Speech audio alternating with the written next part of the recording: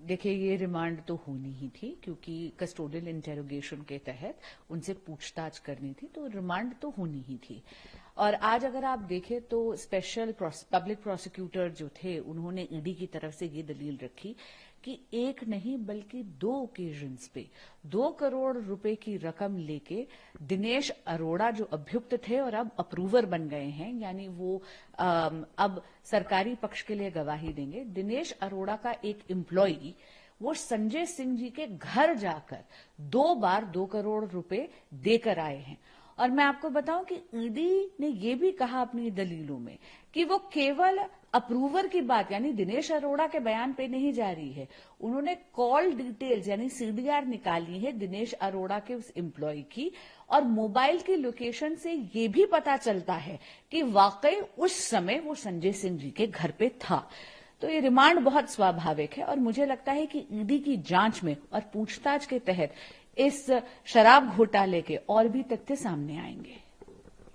फैसला आया, भारत एक्टिविटीज रखा गया, क्या?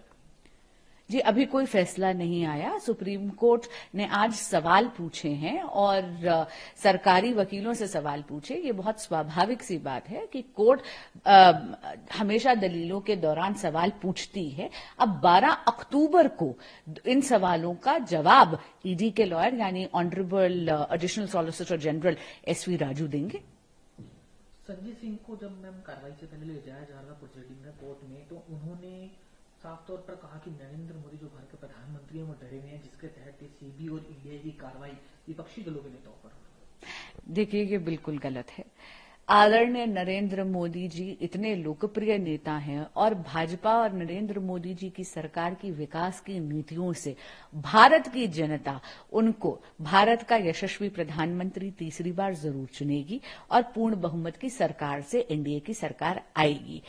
हम बिल्कुल नहीं डरे हुए, लेकिन हाँ, जब ऐसी आंच आती है तो विपक्ष जो है चोरी करके सीना जोरी करता है और बेबुनियाद इस प्रकार के आरोप लगाता रहता है।